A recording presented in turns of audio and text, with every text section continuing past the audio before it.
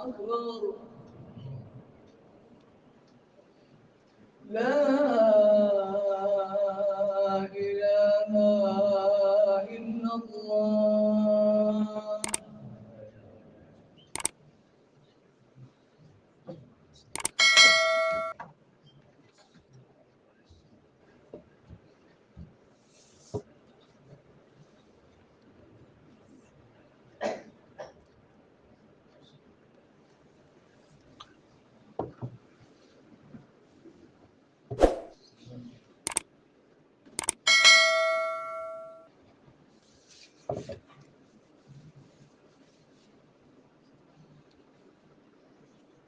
إن الحمد لله نحمده ونستعينه ونستغفره ونعوذ بالله من شرور أنفسنا ومن سيئات أعمالنا.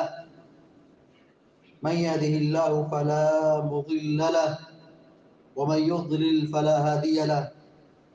وأشهد أن لا إله إلا الله وحده لا شريك له وأشهد أن محمدًا عبده ورسوله. أما بعد، فإن خير الحديث كتاب الله وخير الهدي هدي محمد صلى الله عليه وسلم وشر الأمور محدثاتها وكل بدعة ضلالة وكل ضلالة في النار.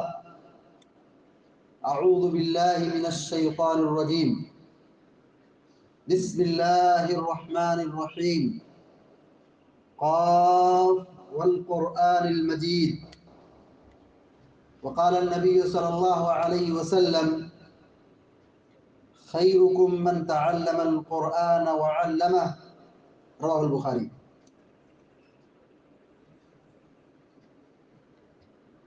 اللہ رب العالمین نے ہمیں ایک ایسی کتاب عطا کی ہے جو ہمارے لیے دین سیکھنے، سمجھنے اور دین پر چلنے کے لیے نہایت ہی جامع رہنما اصول ہے. جو شخص اس قرآن سے جڑے گا، قرآن کی تلاوت کرے گا، قرآن کے حقوق ادا کرے گا، وہ دنیا و آخرت میں کامیاب ہوگا.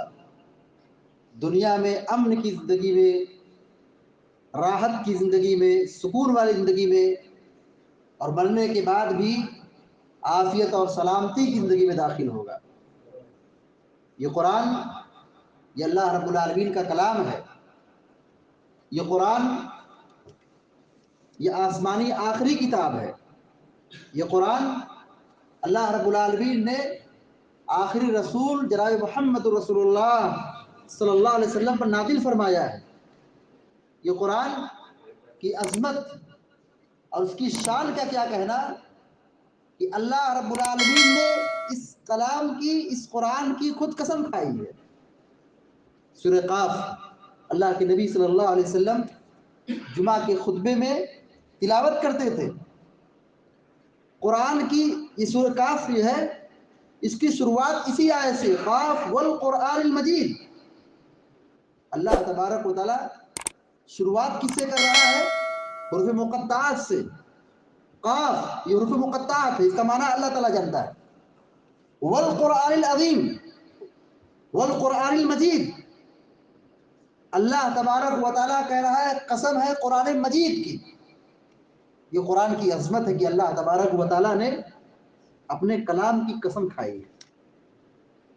اس کلام کو، اللہ تبارک و تعالیٰ کے فرمان کو، قرآن مجید کو پڑھنا، پڑھانا، سمجھنا، سمجھانا، قرآن کی تعلیم کی تبلیغ کرنا، قرآن پر عمل کرنا، یہ ہم سب پر ضروری ہے.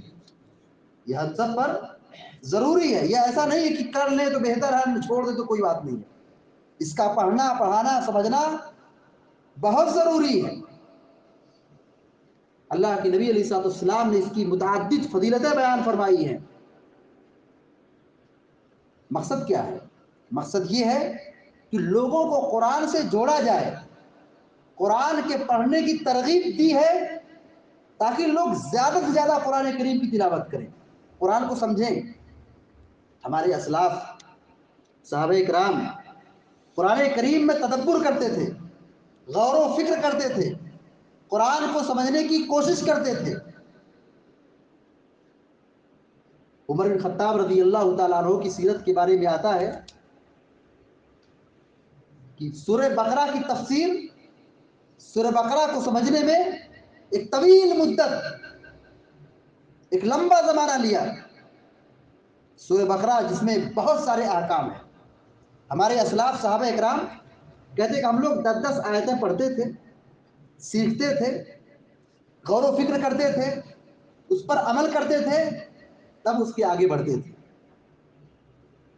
تو قرآن کو غور و فکر کے ساتھ، تدبر کے ساتھ پڑھنا، اس میں اس کی گہرائی تک جانا، یہ ہم سب سے مطلوب ہے۔ اور اگر ہم قرآن کو سمجھنے کی کوشش نہیں کرتے ہیں، قرآن میں غور و فکر نہیں کرتے ہیں، تو اللہ تبارک و تعالیٰ نے ہمارے اوپر پھٹکار نازل فرمائی ہے۔ قرآن کہتا ہے افلا یتدبرون القرآن ام علی قلوب اقفالها، یہ لوگ قرآن میں غور و فکر نہیں کرتے، ایسا لگتا ہے کہ ان کے دلوں پر تالے لگے ہوئے۔ تو قرآن کریم میں غور و فکر کرنا، اللہ کی مراد کو، اللہ رب العالمین کے معنی کو سمجھنے کی فکر کرنا، کوشش کرنا، لگے رہنا، یہ ہم سب سے مطلوب ہے۔ اور اگر ہم قرآن کو نہیں سیکھتے ہیں، قرآن کا معنی نہیں جانتے ہیں، قرآن کو سمجھنے کی کوشش نہیں کرتے ہیں، قرآن کریم کی صحیح طور پہ تلاوت نہیں کرتے ہیں، تو اللہ تبارک نے کیا کہا ہے؟ کیا یہ قرآن پر غور و فکر نہیں کرتے یا پھر ان کے دلوں میں تالے لگے ہوئے؟ تو دل کی سختی اس بات پر آمادہ کرتی ہے کہ آدمی قرآن کو چھوڑ دے۔ آدمی کے ایمان کی نشانی یہ ہے، ایمان کی تازگی کی پہچان یہ ہے کہ آدمی قرآن سے جڑا رہے، قرآن کو پڑھتا رہے، قرآن کو سمجھنے کی کوشش کرتا رہے۔ یہ قرآن انقلابی کتاب ہے، زندگیوں میں تبدیلی لانے والی کتاب ہے۔ قرآن کی عظمت میں یہ بات کہی جاتی ہے کہ قرآن یہ وہ کتاب ہے کہ جس سے زندگیاں بدلتی ہیں، زندگی میں انقلاب برپا ہوتا ہے۔ کتنے ایسے لوگ ہیں جنہوں نے اپنی زندگی کی شروعات قرآن سے کی ہے، جن کی زندگی میں ٹرننگ پوائنٹ، تبدیلی، اصلاح، تربیت اسی قرآن سے ہوئی ہے۔ اب کتنے ایسے لوگ ہمارے اسلاف میں پڑھے ہیں ان کی سیرت کو، جنہوں نے قرآن کو پڑھ کر کے اسلام قبول کیا ہے، قرآن کو سن کر کے اسلام قبول کیا ہے۔ اسلام کی سعادت ان کو حاصل ہوئی قرآن میں غور و فکر کرنے سے، قرآن کو پڑھنے اور سننے سے۔ عمر بن خطاب رضی اللہ تعالیٰ عنہ کی شخصیت کو کون نہیں پہچانتا ہے؟ دن اسلام نہیں لائے تھے، دن میں مسلمانوں کی مخالفت کرتے تھے، اسلام کی مخالفت کرتے تھے، رات کے اندھیرے میں نبی صلی اللہ علیہ وسلم کے پیچھے قرآن سنتے تھے۔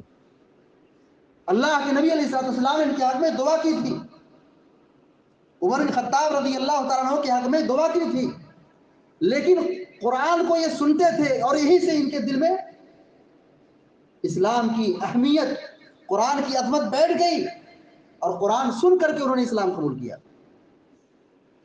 جب حبشہ کے دربار میں، نجاشی بادشاہ کے دربار میں، حبشہ کے اندر مسلمان ہجرت کر کے گئے، وہاں کا بادشاہ کرسچین تھا، عیسائی تھا۔ صحابی رسول نے قرآن کریم کی تلاوت کی، جعفر طیار رضی اللہ تعالیٰ نے اسلام کی خوبیوں کو، اسلام کی عظمتوں کو بیان کیا اور سورہ مریم کی ابتدائی آیات پڑھ کے سنائی۔ یہ قرآن پڑھنا تھا کہ بادشاہ نجاشی کی آنکھوں سے آنسو جاری ہو گئے اور اسلام قبول کر لیا۔ یہ قرآن کی برکت ہے، یہ قرآن کی عظمت ہے، یہ قرآن کے سننے کے بعد بادشاہ اسلام قبول کر رہا ہے، جہاں دنیا کے سارے لوگ مخالف ہیں اسلام، مسلمانوں کے۔ مسلمان مکہ سے مظلوم ہو کر کے بھاگے تھے، مارے گئے تھے، دبائے گئے تھے، کچلے گئے تھے۔ جب حبشہ میں ان کو پناہ ملی، وہاں پہنچے، قرآن پڑھ کے سنایا، تو جہاں ان کو زندگی ملی، رہنے کا ٹھکانہ ملا، وہاں کا بادشاہ بھی مشرف اسلام ہو گیا، اسلام قبول کر لیا۔ اللہ کے نبی علیہ السلام اپنی نبوت کے 10ویں برس مکہ سے طائف گئے.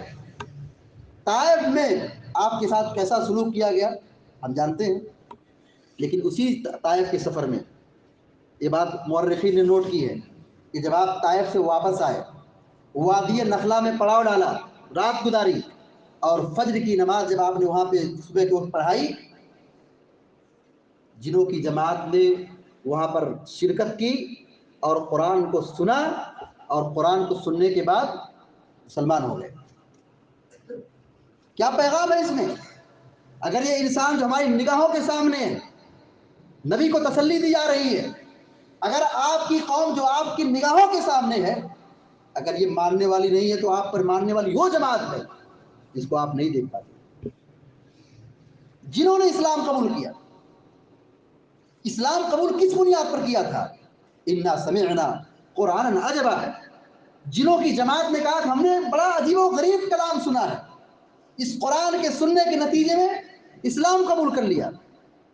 ہمیں معلوم ہے جنہوں کی جماعت یہ وہ جماعت ہے جو بغاوت میں، شرارت میں، فساد میں، سرکشی میں، تشدد میں، ظلم میں اپنی انتہا تک پہنچنے والی جماعت ہے.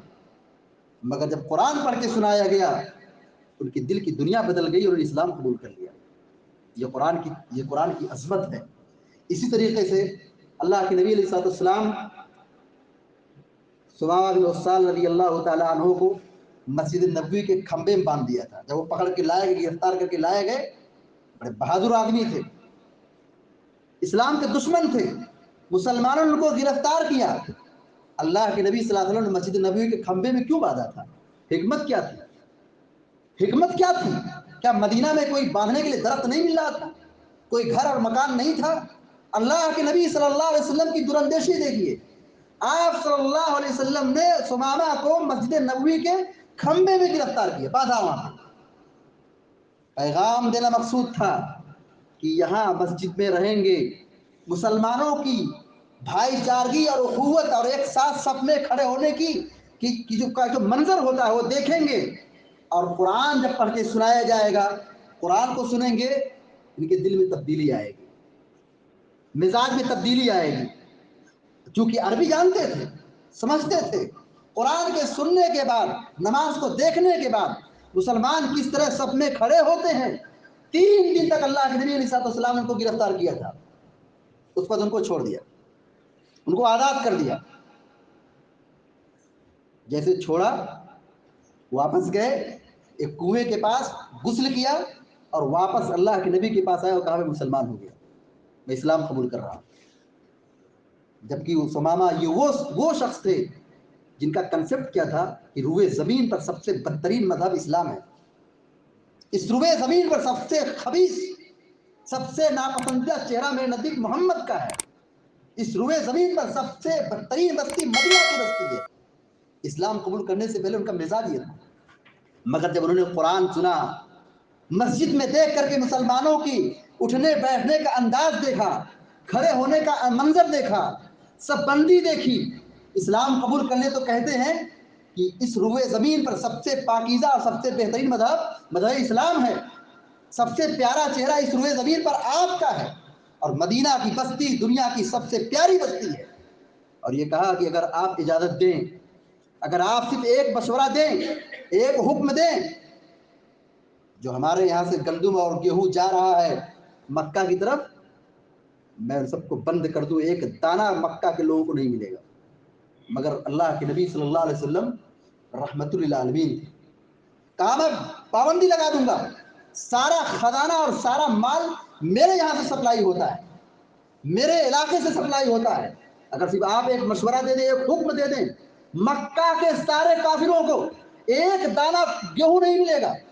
اللہ کے نبی علیہ السلام نے کہا نہیں ایسا مطلب، رحمت للعالمین، رحمت اللہ دشمنوں کے لیے بھی رحمت تھی. تو اس واقعے میں ثمامہ بن عثال رضی اللہ تعالیٰ عنہ کی اسلام قبول کرنے میں جو ٹرننگ پوائنٹ ہے، جو بنیادی وجہ ہے، یہاں بھی قرآن سن کر کے انہوں نے اسلام قبول کیا. اسی طریقے سے جب جنگ بدر ہوئی اور مکہ کے کافروں میں سے کچھ لوگوں کو گرفتار کیا گیا، ان کو مدینہ لایا گیا، کچھ لوگوں نے اس میں سے اسلام قبول کر لیا، کچھ لوگوں نے مال دے کر کے وہ اپنے گھر واپس چلے گئے۔ اسلام قبول کرنے والوں میں ایک نام آتا ہے جبیر بن مطعم کا، جبیر بن مطعم۔ اللہ کے نبی علیہ الصلوۃ والسلام مغرب میں سورۃ طور کی تلاوت کر رہے تھے، اور جب اس آیت پر پہنچے ام خلقوا من غیر شیء ام هم الخالقون، آیت کا ترجمہ بہت غور سے سنیے۔ اللہ تبارک و تعالیٰ یہاں چیلنج کر رہا ہے، انسانوں کو چیلنج کر رہا ہے، کیا یہ لوگ اپنے آپ پیدا ہو گئے، بغیر کسی چیز کے پیدا ہو گئے، یا ان لوگوں نے خود اپنے آپ کو بنا لیا ہے؟ دونوں چیز امپاسبل ہے۔ ہم پیدا ہوئے، کیا ہم اپنی مرضی سے آئے؟ کیا ہم نے اپنے آپ کو خود بنا لیا؟ ایسا ممکن ہے؟ قطعاً نہیں۔ اس آیت کریمہ پر جب اللہ کے نبی صلی اللہ علیہ وسلم پہنچے، حضرت جبیر بن مطعم کہتے ہیں کہ میرا دل اڑنے لگا، میرا دل، میں بے قابو ہو گیا کہ اللہ تبارک و تعالیٰ یہاں اتنی اہم بات کر رہا ہے۔ انسان کی تخلیق اور اس کے مراحل کس دور سے ہوتے ہیں، کس دور سے گزرتے ہیں، ساری دنیا جانتی ہے۔ اللہ رب العالمین کی اس کلام کے بعد جبیر بن مطعم رضی اللہ تعالیٰ عنہ کہتے ہیں کہ میرا دل کھل گیا اور میں مسلمان ہو گیا۔ اس آیت کی سننے کے بعد، ایک آیت کی سننے کے بعد ان کے دل کی دنیا بدل گئی، مسلمان ہو گئے۔ اسی طریقے سے قرآن کی تاثیر، قرآن کی عظمت کا کیا کہنا۔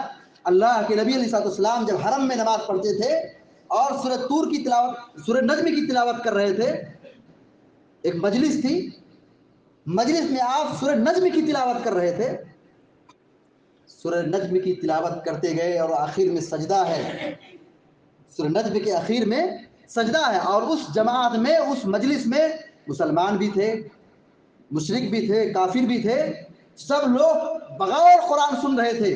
جب سجدے کی آیت آئی، اللہ کے نبی علیہ السلام سجدے میں گر گئے، اور آپ کو دیکھ کر کے قرآن کا اثر ایسا ہوا، قرآن کا اثر ایسا ہوا کہ جہاں مسلمانوں نے سجدہ کیا، جہاں اللہ کے نبی نے سجدہ کیا، مسلمانوں کو سجدہ کرتے دیکھ کر کے کافروں نے بھی سجدہ کیا۔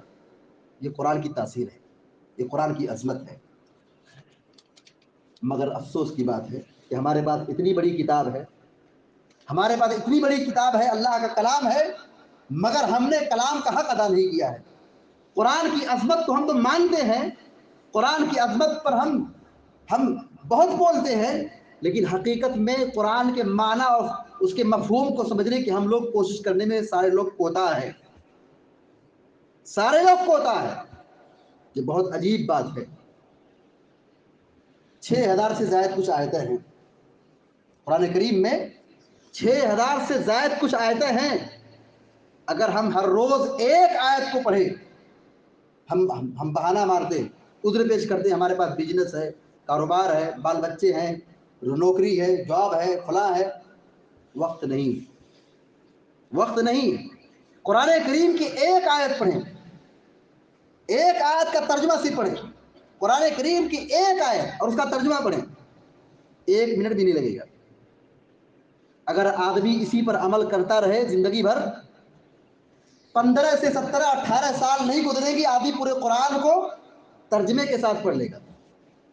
لیکن بدقسمتی ہماری یہ ہے کہ سماج میں ایسے لوگ بھی ہیں جو کہتے ہیں قرآن کا مفہوم مت سمجھو، قرآن کا ترجمہ مت پڑھو، گمراہ ہو جاؤ گے۔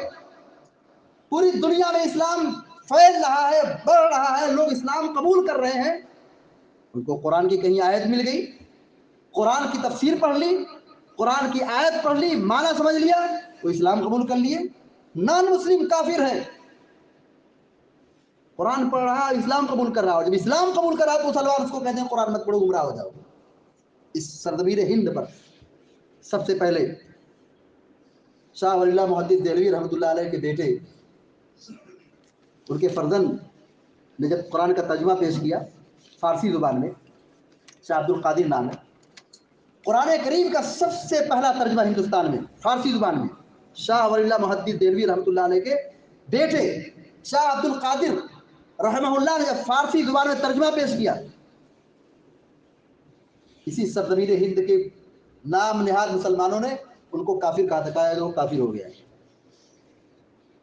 قرآن کا ترجمہ فارسی زبان میں کیا ہے، قرآن کا معنی ترجمہ کر رہا ہے، گمراہ ہو گیا، مارنے کی کوشش کی۔ कुफ्र का फतवा लगाया, कुरान को पढ़ने से रोका जाता है। वक़ाल अल्लज़ीना कफ़रू ला तस्मऊ लिहाज़ल कुरान, एक वक्त था कि काफिरों ने कहा था कि कुरान मत सुनो। जब नबी कुरान पढ़ के बताएं, सुनाएं, समझाएं, तो कुरान जब पढ़ा जा रहा हो तो लग़व काम करो। कोई हंस रहा है, कोई मजाक कर रहा है, कोई गाना बजा रहा है, कोई नाच रहा है, यही सब कुफ़ार और मुशरिकीन हरकत कर रहे थे। कुरान ने उसका पस मंज़र पेश किया है सूरह फुस्सिलत के अंदर।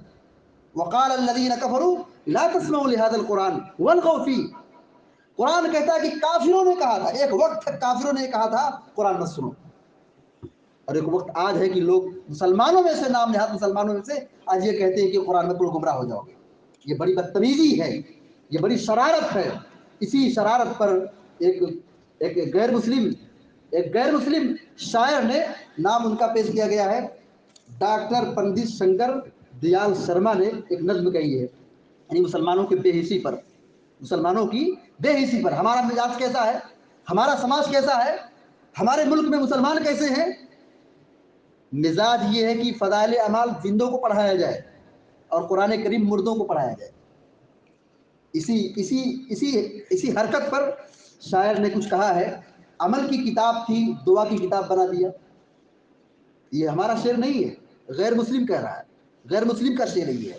अमल की किताब थी, कुरान के बारे में कह रहे हैं कि अमल की किताब थी, दुआ की किताब बना दिया। यानी अब हमको कुरान की जरूरत कब पड़ती है, जब कहीं झाड़ फूक करना हो, दुआ करना हो, दम करना हो, तो उस वक्त लोग आएंगे कुरान पढ़ के दम करो।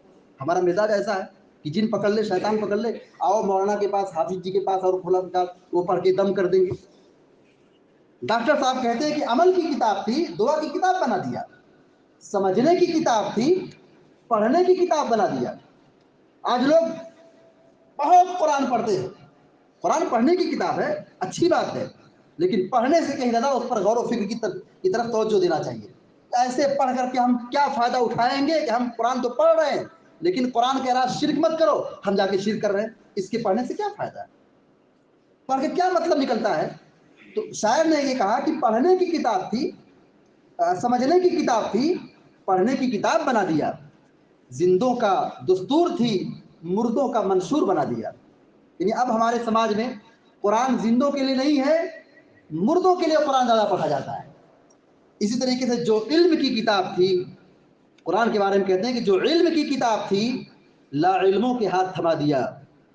तस्खीर कायनात का दर्स देने आई थी, सिर्फ मदरसों का निसाब बना दिया। मुर्दा कौम को जिंदा करने आई थी, मुर्दों की बख्शिश पर लगा दिया। अय मुसलमानों ये तुमने क्या किया, अय मुसलमानों तुमने क्या किया। ज़रूरत है कि मस्जिदों से दरस कुरान का अहतमाम हो, ज़रूरत है कि हमारे घरों में दरस कुरान हो। जैसा कि मैंने बताया कि अगर आदमी हर रोज़ एक आयत को पढ़े, एक आयत का तर्जमा समझे, इसको पढ़ने में 1 मिनट भी नहीं लगेगा। 17 और 15 और 18 साल के कलील अरसे में हमारी ज़िंदगी कितनी गुजर चुकी है। 60 साल 70 साल ये आम तौर पर लोगों की उम्र हुआ करती है। ज़िंदगी के मामूली सी वक्त में अगर हम चाहे तो हर रोज़ पढ़ करके 17 और 18 साल के बीच में पूरा कुरान तर्जमे से समझ लें, पढ़ लें। कुरान करीम की खिदमत की बात करें तो उलमा इकराम ने हर ज़ुबान में कुरान का तर्जुमा लिखा है, हर ज़ुबान में। दुनिया की कोई ऐसी ज़ुबान बाकी नहीं है कि उलमा ने इस पर काम ना किया हो। और सबसे बड़ी बात तो ये है कि जहाँ उलमा काम कर रहे हैं, कुरान का तर्जुमा लिख रहे हैं, कुरान की तफसीर लिख रहे हैं और ये काम चल रहा है, वहीं पर बहुत सारे लोग अपना माल खर्च कर रहे हैं कुरान की खिदमत में। ये तो हमारे लिए सआदत की बात है कि हमारा माल कुरान की खिदमत में लगे। लोगों को कुरान फ्री में मिलता है, कुरान लोगों को फ्री में दिया जाता है, लेकिन लोग लेने के लिए तैयार नहीं है। अल्लाह जज़ाए खैर दे सऊदी हुकूमत को कि दुनिया के कोने कोने में कुरान करीम के नुस्खे को, चाहे मुसहफ हो, असल कुरान हो या कुरान का तर्जमा हो, कुरान की तफसीर हो, बाहर से दुनिया के कोने कोने से आए हुए मुसलमान हजुमरा करने वाले हो, सबको सऊदी गवर्नमेंट की तरफ से उनको कुरान का हदिया दिया जाता है। लेकिन ऐसे ना खलफ और बिदाती किस्म के लोग हैं जो कुरान लेने से भी इनकार करते, पढ़ना तो बहुत दूर की बात है। वलियाज़ु बिल्लाह। तो कुरान फ्री मिल रहा है लेकिन लोग लेने के लिए तैयार नहीं है। बताइए, इसी पर रोना आता है اللہ رب العالمین نے جو قرآن کریم میں فرمایا ہے کہ وقال الرسول یا رب ان قوم اتخذوا هذا القرآن مهجورا، کل قیامت کے دن اللہ رب العالمین کے دربار میں پیارے نبی صلی اللہ علیہ وسلم ایک مقدمہ ڈالیں گے، ایک مقدمہ ڈالیں گے ہمارے خلاف کہ یہ میری قوم کے لوگ ہیں، یہ میری امتی ہے، ان لوگوں نے قرآن کریم کو پس پس ڈال دیا تھا، قرآن کو نہیں سمجھا، قرآن کو نہیں پڑھا، قرآن پر غور و فکر نہیں کیا۔ قرآن نصیحت کی کتاب تھی، آسان کتاب تھی، وَلَقَدْ يَسَّرْنَا الْقُرْآنَ لِلذِّكْرِ فَهَلْ مِن مُدَّكِّرٍ، قرآن کو اللہ تعالیٰ کہتا ہم نے آسان بنایا ہے نصیحت پکڑنے کے لیے، ہے کوئی نصیحت حاصل کرنے والا؟ تو مسجدوں سے درس قرآن کا اہتمام ہو، اور قرآن کریم کے درس سننے کے لیے، قرآن کریم کو سمجھنے کے لیے ہم سب کی تعداد یا جماعت موجود رہے، اس کو پڑھے، اس میں اللہ تبارک و تعالیٰ بہت برکت رکھی ہے۔ وَمَا اجْتَمَعَ قَوْمٌ فِي بَيْتٍ مِّن بُيُوتِ اللَّهِ يَتْلُونَ كِتَابَ اللَّهِ وَيَتَدَارَسُونَهُ بَيْنَهُمْ إِلَّا نَزَلَتْ عَلَيْهِمُ السَّكِينَةُ وَغَشِّيَتْهُمُ الرَّحْمَةُ۔ اللہ کے نبی علیہ السلام کہتے جب بھی کوئی قوم، جب بھی کوئی جماعت مسجد میں بیٹھ کر اللہ کی کتاب کو پڑھتی ہے، جب بھی کوئی جماعت مسجد میں بیٹھ کر کے قرآن کو سمجھتی ہے، اللہ تبارک و تعالیٰ کی رحمتیں نازل ہوتی ہیں، برکتیں نازل ہوتی ہیں، فرشتوں کا نزول ہوتا ہے، فرشتے ایسے لوگوں کو اپنے پر بچھا دیتے ہیں، فرشتوں کا نزول ہوتا ہے۔ اسی طریقے سے قرآن کریم کے پڑھنے سے، قرآن کریم کے معنی مفہوم کو سمجھنے سے ہمارا کو ملے گا کیا فائدہ؟ کیا ہے؟ سب سے بڑا فائدہ یہ ہوگا کہ ہم جب قرآن کو سمجھیں گے تو کبھی شرک اور بدعت نہیں کر سکتے۔ آج جو نام نہاد مسلمان قرآن پڑھنے سے روکتے ہیں، کیوں روکتے ہیں؟ اس لیے نہیں روکتے قرآن سے، مقصد ان کا ہے کہ اگر پبلک قرآن کو سمجھ گئی ہماری دکان بند ہو جائے گی، شرک کا جو کاروبار چل رہا ہے، چور دروازے ہیں، سب بند ہو جائے گا۔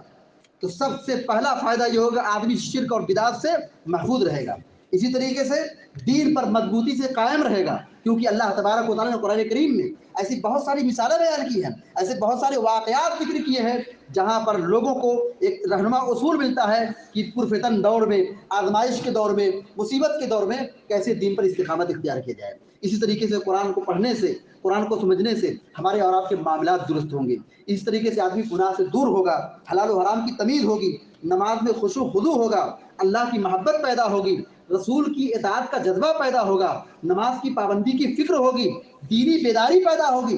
یہ قرآن کریم کے پڑھنے کا فائدہ۔ اگر ہم قرآن کو نہیں پڑھیں گے، قرآن کو نہیں سمجھیں گے، قرآن میں غور و فکر نہیں کریں گے، دل میں تالے لگیں گے، آدمی شرک کرے، کفر کرے، بدعت کرے، اس کو کوئی پرواہ نہیں۔ تو قرآن میں اللہ تعالیٰ بار بار یہ کہہ رہا ہے یا ایھا الذین آمنوا اطیعوا اللہ واطیعوا الرسول، اے اللہ کی بندو، اے ایمان والو، اے مسلمانوں، اللہ کی اطاعت کرو، رسول کی اطاعت کرو، اللہ کی اطاعت کرو، رسول، یہی تو قرآن میں موجود ہے۔ اللہ رب العالمین نے قرآن کریم میں جگہ جگہ پر یہ تاکید، امام احمد بن حنبل رحمہ اللہ نے کہا 30 سے زائد ایسی جگہ ہے جہاں پر اللہ تبارک و تعالیٰ کہتا ہے رسول کی اطاعت کرو، رسول کی اطاعت کرو۔ ہمارے یہاں جو ہر جگہ لوگ کہتے ہیں امام صاحب نے کہا، امام صاحب نے کہا، امام صاحب نے کہا، ہم امت کے لوگوں کو، مسلمانوں کو رسول کی محبت کا پیغام کب دیں گے؟ ہم اپنے بچوں کو بتائیں دائیں ہاتھ سے کھاؤ، یہ نبی کی سنت ہے، بسم اللہ کہے کھاؤ، یہ نبی کی سنت ہے۔ یہ جب ہم بچوں کو بتائیں گے، سنت سکھائیں گے، بچوں کے دلوں میں رسول کی محبت پیدا ہوگی۔ لوگ رسول کی محبت نہیں پیدا کرتے ہیں، اماموں کی قصے کہانی اور فلاں کے واقعات لوگ بچوں کو گھول گھول کے پلاتے ہیں۔ ضرورت ہے کہ قرآن کریم کو پڑھ کر کے سکھایا جائے، سمجھایا جائے، اور رسول کی محبت نوجوانوں کے دلوں میں، مسلمانوں کے دلوں میں، اور بالخصوص بچوں کے دلوں میں گھول کے پلایا جائے۔ یہ ایمانی طاقت ہے، یہ ایمانی ٹانک ہے۔ اسی طریقے سے اللہ رب العالمین نے قرآن کریم کے حوالے سے ایک بہت اہم بات بتائی ہے کہ ورتل القرآن ترتیلا، قرآن کو ٹھہر ٹھہر کے پڑھو، آرام سے پڑھو، ترتیل سے پڑھو، قرآن کے قاعدے قانون کے مطابق پڑھو۔ یہ مقصد نہیں کہ آدمی خوب قرآن پڑھ لے جائے، 4 دن میں، 3 دن میں، 2 دن میں ختم کر لے، یہ مقصد نہیں ہے۔ قرآن کو کیسے پڑھا جائے؟ اللہ کے نبی علیہ السلام نے کہا ہے 3 دن سے کم میں قرآن مت ختم کرو۔ مقصد کیا ہے؟ اللہ کے نبی نے منع کیا، کہا 3 دن سے کم وقت میں قرآن ختم مت کرو۔ مقصد کیا ہے؟ یہ قرآن کوئی شاعری کی کتاب نہیں ہے کہ پڑھتے جاؤ، مزہ لیتے جاؤ، بس صفحات کی صفحات پلٹتے جاؤ۔ یہ قرآن یہ بہت بڑی عظمت والی کتاب ہے، یہ اللہ کا کلام ہے۔ آرام سے پڑھو، سمجھ کے پڑھو۔ مثال کے طور پر اگر ہمارے یہاں کوئی ایسا لیٹر آئے، کوئی پیغام آئے جس زبان کو ہم نہیں جانتے، عربی میں اگر ہمارے پاس کوئی خط آئے، پبلک عربی نہیں جانتی ہے، حکومت کی طرف سے کوئی لیٹر آئے عربی زبان میں ہو ہم نہیں سمجھتے ہیں، بتاؤ ہم کتنی کوشش کرتے ہیں کہ اس کو سمجھنے کی، کہاں سے کہاں بھاگتے ہیں، اس کے لیے پیسہ خرچ کرتے ہیں، اس کے لیے سفر کرتے ہیں کہ یہ پیغام آیا، لیٹر آیا حکومت کی طرف سے، بڑے آدمی کی طرف سے، کیا ہے اس میں لکھا ہوا ہے، پڑھنے کی اس کو کوشش کرتا ہے۔ اللہ تبارک و تعالیٰ کا کلام ہمارے پاس آیا ہوا ہے، اللہ کی کتاب ہمارے یہاں آئی ہوئی ہے، ہم اس کو نہ سمجھیں، اس کو نہ پڑھیں، یہ ہماری بدقسمتی ہے، یہ ہماری محرومی ہے۔ قرآن کریم کی پڑھنے کی بہت ساری فضیلتیں ہیں۔ اللہ کے نبی علیہ السلام نے ایک حدیث میں فرمایا ہے کہ جو آدمی قرآن کریم کے ایک حرف کو پڑھے، من قرأ حرفا من کتاب اللہ فلہ بہ حسنہ والحسنۃ بعشر امثالها، کہا کہ قرآن کریم کے ایک حرف پڑھنا 10 نیکی ہے، ایک حرف کی تلاوت 10 نیکی ہے۔ تو میں یہ نہیں کہتا، اللہ کے نبی کہہ رہے ہیں، میں نہیں کہتا کہ الف لام میم ایک حرف ہے، بلکہ الف ایک حرف ہے، لام ایک حرف ہے، میم ایک حرف ہے، یعنی 3 حرف یہ ہو گیا، الف لام میم یہ 3 حرف ہو گیا، اس پر 30 نیکی ملے گی، یہ سب سے کم درجہ ہے۔ اللہ تبارک تعالیٰ اپنے فضل و کرم سے جتنا چاہے نیکی کو بڑھا دے، یہ اس کی مشیت ہے، اس کی چاہت ہے، اس کا فیصلہ ہے۔ تو اللہ تبارک و تعالیٰ یہ اجر دے رہا ہے ہم کو کہ ہم قرآن کریم کے ایک حرف کی تلاوت کریں، 10 نیکی ہم کو مل رہی ہے۔ لیکن کتنے ایسے بدنصیب ہیں اور کتنے ایسے لوگ ہیں محروم ہیں کہ پورا سال گزر جاتا ہے قرآن نہیں کھلتا ہے۔ کچھ لوگ ہیں جو جمعہ کے دن صرف سورہ کہف کی تلاوت کرتے ہیں، کچھ لوگ ہیں رمضان میں قرآن کریم کو خوب تلاوت کرتے ہیں۔ نہیں، ہر روز ہمارے گھروں میں قرآن کریم کی تلاوت ہونی چاہیے، ہر روز گھروں میں مسجدوں میں اللہ کے کلام کو پڑھنا چاہیے۔ مسجدیں بنائی جاتی ہیں اسی ذکر کے لیے، اسے قرآن پڑھنے کے لیے۔ اللہ کے نبی علیہ السلام نے فرمایا ہے، کہا کہ جو آدمی مسجد میں آئے، صحیح حدیث ہے، صحیح الترغیب و ترہیب کی روایت ہے، جو آدمی مسجد میں آئے، مقصد کیا ہے اس کا؟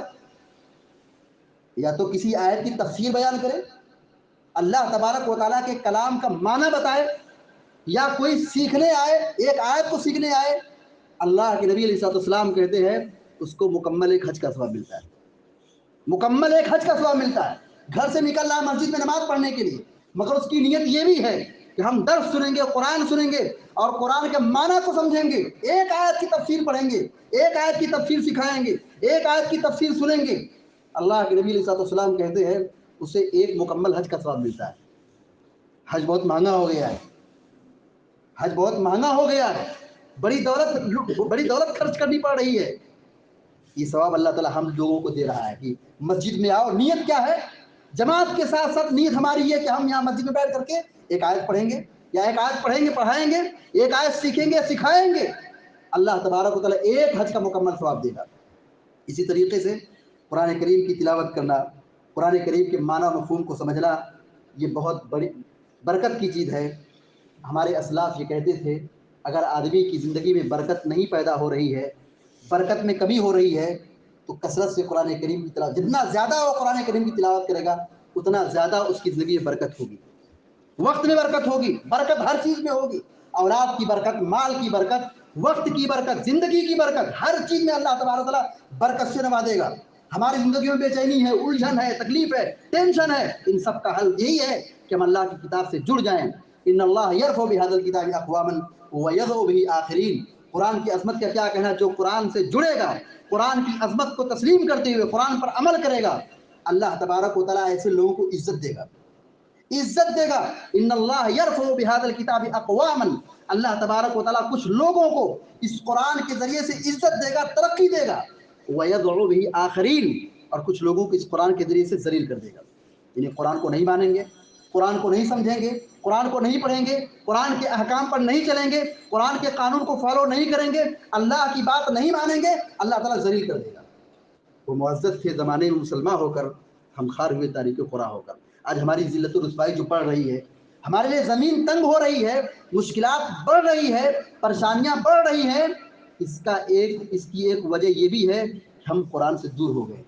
تو قرآن سے ہم جڑے رہے، قرآن کو پڑھتے رہیں، قرآن کو پڑھاتے رہیں۔ اللہ کے نبی علیہ السلام نے کہا خیرکم من تعلم القرآن وعلمہ، سب سے پیارا آدمی وہ ہے، سب سے افضل آدمی وہ ہے جو قرآن کو پڑھے یا قرآن کو پڑھائے، قرآن کو پڑھے یا قرآن کو پڑھائے، دونوں حالتوں میں آدمی قرآن سے جڑا رہتا ہے۔ اگر اللہ نے قرآن کا عالم بنایا ہے یہ سعادت کی بات ہے، اگر قرآن کا علم نہیں ہے رو اس بات پر، علماء کی بے حرمتی مت کرو، अइम्मा की बेहुरमती मत करो, रो इस बात पर कि कुरान का इल्म तुम्हारे पास नहीं है, सीखो आकर के उनसे। बेहतर वो शख्स है जो कुरान को पढ़े और कुरान को पढ़ाए। पढ़ने वाले अगर हम नहीं हैं, पढ़ाने वाले हम नहीं हैं, कुरान का इल्म नहीं है, कुरान का मफहूम हमको नहीं मालूम है, उलमा के सामने बैठ के कुरान पढ़ो। अल्लाह ताला ने पढ़ाने वाला बनाया, तो सादत की बात है। और अगर ये सादत नहीं मिली है, अल्लाह की कसम, इस बात की कोशिश करो कि उलमा की बेहुरमती मत करो, कुरान पढ़ने वालों और पढ़ाने वालों की नाकदरी मत करो, कुरान को उनसे सीखने की कोशिश करो। आज हमारा मामला यही है, हम उलमा से कुरान नहीं सीखते हैं, कुरान का माना नहीं जानते हैं, मगर उलमा की टांग खींचने के लिए सबसे आगे हम ही रहते हैं। इमाम हमारा सबसे आगे मस्जिद में रहेगा, नमाज के अलग में, और दुनिया के हर मामले में हम अपने इमाम को पीछे करके रखेंगे। ये कुरान अहले कुरान की बेहुरमती है। तो मैं ये कह रहा था कि अल्लाह के नबी अलैहिस्सलाम ने कुरान के पढ़ने और पढ़ाने वालों को सबसे अफजल करार दिया है। तो एक हालत हमारी ये होती है कि हम कुरान पढ़ाने वाले हैं, दूसरी हालत ये होती है कि हम कुरान पढ़ना नहीं आता है, तो हम पढ़ाने वालों के साथ रह करके पढ़ने वाले बन जाएं। इसी तरीके से अल्लाह के नबी अलैहिस्सलाम ने कुरान के हवाले से एक बड़ी फजीलत ये बयान फरमाई है कि इक़राउल कुरान फ़इन्नहु याती यौमल क़ियामत शफ़ीअन लि अस्हाबी। कुरान को पढ़ो, कुरान की तिलावत करो, कुरान को समझो कि ये कुरान कल क़यामत दिन सफारिश बन करके आएगा, शफाअत करेगा। कुरान पर हम जो कुरान पढ़ रहे हैं, कल क़यामत के दिन कुरान हमारी शफाअत के लिए आएगा। क़यामत के दिन कैसा होगा? नफ्सी नफ्सी का आलम हो, कोई किसी को पूछने वाला नहीं होगा, कोई किसी का काम नहीं आएगा। जब हम कुरान को पढ़ने वाले रहेंगे, कुरान की तिलावत करने वाले रहेंगे, कुरान के माना मफहूम को समझने वाले रहेंगे, तो अल्लाह तबारक व तआला कुरान हमारे लिए शफी बन करके आएगा, कुरान हमारे हक में शफाअत करेगा। ये कहेगा अल्लाह रब्बुल आलमीन के दरबार में, ये वो शख्स है जो मुझे पढ़ता था, मेरी शफाअत इसके हक में कबूल कर ले। अल्लाह तबारक व तआला कुरान की शफाअत को बंदे के हक में कबूल कर लेगा। इसी तरीके से अल्लाह के नबी अलैहिस्सलाम ने कुरान पढ़ने वालों का एक दर्जा ये बताया है कि कल क़यामत के दिन उनका दर्जा इतना आला होगा। प्यारे नबी अलैहिस्सलाम कहते हैं, इक़रा वर्तक़ी कमा कुन्त तुरत्तिल फ़िद दुनिया। हाफिज़ कुरान से कहा जाएगा, कुरान पढ़ने वालों से कहा जाएगा, पढ़ो, आराम से पढ़ो, पढ़ते जाओ, चढ़ते जाओ। फ़इन्न आखिर मंज़िलतिक फ़इन्न मंज़िलतक इंद आखिर आयतिन तक़रउ बिहा। तुम्हारा ठिकाना, तुम्हारी मंजिल, तुम्हारा ठिकाना और तुम्हारी मंजिल वहां पर होगी जहां तुम अपनी आखिरी आयत पढ़ोगे। यानी जो जिस कदर कुरान का हाफिज होगा, जितना ज्यादा उसको कुरान याद होगा, उतना आला उसको मकाम मिलेगा। कुरान क्या, अल्लाह के नबी क्या कह रहे हैं? तुम्हारी मंजिल और तुम्हारा ठिकाना वहां पर है जहां तुम्हारी आखिरी आयत होगी, जहां तुम्हारी आखिरी आयत होगी। जितना ज्यादा अगर कुरान याद होगा, पुख्ता याद होगा, अच्छी तरह याद होगा, कल क़यामत में उसका मकाम और उसका दर्जा सबसे आला होगा। इसी तरीके से अल्लाह के नबी अलैहिस्सलाम ने कुरान की पढ़ने की फजीलत ये बयान फरमाई है कि अल माहिरु बिल कुरान मअ सफ़रतिल किरामिल बररा। कुरान पढ़ने वाला कल क़यामत के दिन बुजुर्ग फरिश्तों के साथ होगा, फरिश्तों के साथ होगा। दुनिया में हम कुरान पढ़ें, दुनिया में हम कुरान पढ़ते हैं, फरिश्ते हाजिर होते हैं। दुनिया में अगर हम कहीं कुरान पढ़ते हैं तो फरिश्तों का नज़ूल होता है, और कल क़यामत दिन फरिश्ते हमारे साथ होंगे। यहाँ दुनिया का मामला क्या है?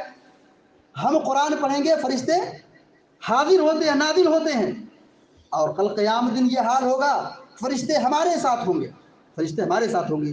और आगे अल्लाह के नबी अलैहिस्सलाम ने फरमाया है कि वल्लज़ी यक़रउल कुरान व यततअतउ फ़ीहि व हुवा शाक़ुन अलैहि फलहु अजरान। कि जो आदमी कुरान पढ़ रहा है लेकिन उसको पढ़ने में बड़ी तकलीफ होती है, उसको पढ़ने में बड़ी तकलीफ होती है, पढ़ नहीं पाता है, सीख रहा है, पढ़ रहा है, पढ़ने में उसको तकलीफ होती है। एक वो शख्स जो कुरान बड़े फर्राटे से पढ़ता है, आराम से पढ़ता है, उसको कोई तकलीफ नहीं है। लेकिन एक शख्स जो तालिब इल्म है, अभी सीख रहा है, उसको कुरान के पढ़ने में दुश्वारी है, तकलीफ है, तो ऐसे आदमी के बारे में अल्लाह के नबी अलैहिस्सलाम ने फरमाया है, अगर उस पर मुशक्कत है, तकलीफ है, उसको डबल अजर मिलेगा। एक तो कुरान पढ़ने का, दूसरा जो तकलीफ बर्दाश्त करा उस पर भी। इसी तरीके से अल्लाह के नबी अलैहिस्सलाम ने कुरान पढ़ने वालों के हक़ में एक बड़ी फजीलत बयान फरमाई है। सही मुस्लिम की रवायत है, अल्लाह के नबी अलैहिस्सलाम ने फरमाया है, क्यों नहीं मस्जिद जाते? क्या नबी की हदीस है, मस्जिद क्यों नहीं जाते? मस्जिद में बैठ करके 2 आयत पढ़ो, 2 ऊँटनी से अफजल है। 2 आयत की तिलावत करो, 2 ऊँटनी से अफजल है। 3 आयत की तिलावत करो, 3 ऊँटनी से अफजल है। 4 आयत की तिलावत करो, 4 ऊँटनी से अफजल है। एक ऊँटनी की क्या कीमत है? एक ऊँटनी की कीमत कितनी है? آج کے اس زمانے میں تقریباً 1 لاکھ تک اٹھنی کی قیمت پہنچ جاتی ہے، 1 لاکھ تک، 80,000 90,000 تک ایک اٹھنی کی قیمت پہنچتی ہے۔ اللہ کے نبی یہ کہہ رہے ہیں کہ 1 آیت کی تلاوت کرو، 2 آیت کی تلاوت کرو، 3 آیت کی تلاوت کرو، 4 آیت کی تلاوت کرو، یہ اس اٹھنی سے بہتر ہے۔ ہم دنیا کی ہوس میں، دنیا کی گہما گہمی میں، دنیا کی رنگینیوں میں اور دنیا کی دولت حاصل کرنے میں اس قدر غافل ہوئے کہ ہم نے قرآن کو پس پش ڈال دیا، قرآن پڑھنے کی توفیق نہیں ملتی ہے۔ اللہ کے نبی ترغیب دلائی ہے کہ 1 2 آیت، یہ 2 اٹھنی سے بہتر ہے، 3 آیت ہے 3 اٹھنی سے بہتر ہے، 4 آیت کی تلاوت کرنا ہے 4 آیتوں سے 4 اٹھنی سے بہتر ہے۔ لہذا ہم سب کی کوشش ہونی چاہیے کہ ہم قرآن کریم سے جڑیں، قرآن کریم کی تلاوت کریں، قرآن کریم کے حقوق ادا کریں اور قرآن کریم کو سمجھ کر پڑھنے کی کوشش کریں۔ اس میں ہمارے لیے بڑا خیر ہے۔ دعا رب العالمین سے کہ اللہ تبارک و تعالیٰ ہم کو، آپ کو، سارے مسلمانوں کو نیک عمل کرنے کی توفیق عطا فرمائے اور قرآن سے جوڑے رکھے اور ہم سب کو ہر قسم کی بدعات اور خرافات اور گمراہیوں سے ہم سب کی حفاظت فرمائے۔ جو مریض اللہ تعالیٰ ان کو شفائے کاملہ فرمائے اور جو پریشان اللہ تعالیٰ ان کی پریشانی کو دور فرمائے۔ ملک کے جو حالات جو جس موڑ پہ جا رہے ہیں، اللہ تعالیٰ عالم اسلام کے اور سارے مسلمانوں کی حفاظت فرمائے، آمین یا رب العالمین۔ اقول قولی ھذا واستغفر اللہ لی ولکم ولسائر المسلمین فاستغفروہ انہ غفور رحیم، وصلی اللہ علی نبینا محمد وعلی آلہ وصحبہ اجمعین۔